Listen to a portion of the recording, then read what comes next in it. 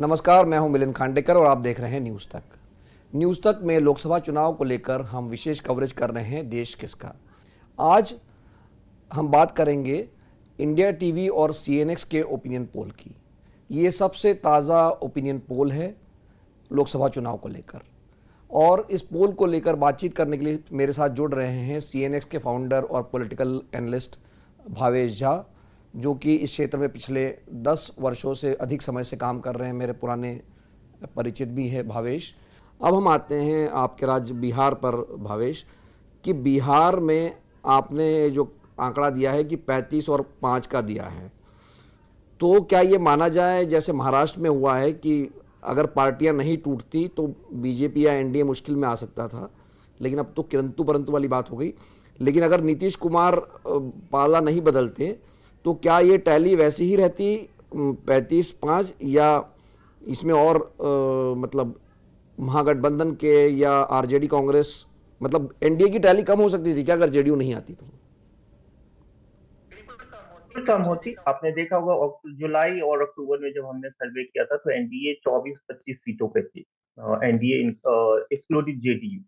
अभी जब जेडीयू जब वापस आ गई है तो एक ये है कि देखिए, JDU plus BJP plus LGP plus और जो दो तीन छोटी पार्टी उसको मिला लीजिए तो उसका जो वोट शेयर हो जाता है 2019 को यदि कंसीडर किए तो लगभग 60% हो जाता है। तो उस वोट को काउंटर करने के लिए Congress plus RJD plus left के पास उतनी बड़ी वोट का चंक नहीं बचता जो अधिकतर सीटों पे वो फाइट दे सके। कुछ पॉकेट्स है जैसे सीमांचल का पॉकेट्स है वहां पे, क्योंकि वहां पे माइनॉरिटी डोमिनेटेड सीट्स है तो वहां पे फाइट होती हुई दिख रही है। अदरवाइज जहां अलग अलग जो रीजन्स है वहां पे बीजेपी प्लस जेडीयू, क्योंकि जेडीयू का जो वोटर रहा है, आप देखिए जेडीयू जब से एक पोल पोजीशन में आई है बिहार में तब से उसका बीजेपी के साथ गठबंधन रहा है। एक दो वाकया दो दो 15 महीने अभी और 20 महीने के पहले को छोड़ दे तो उसका वोटर जो रहा है माइंड से एंटी आरजेडी रहा है, जो कोयरी कुर्मी और जो महादलित जो कहते हैं जो नीतीश कुमार ने बनाया था।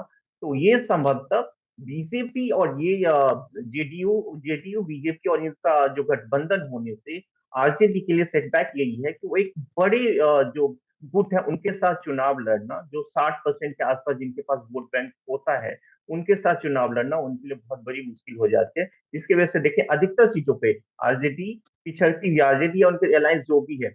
दूसरी बात यह है कि आप एक बहुत चीज पे हम लोग एक इम्पोर्टेंट डेवलपमेंट जो 2020 विधानसभा चुनाव में जो वहां हुआ था, लेफ्ट का आरजेडी के साथ जो गठबंधन या आरजेडी कांग्रेस के साथ गठबंधन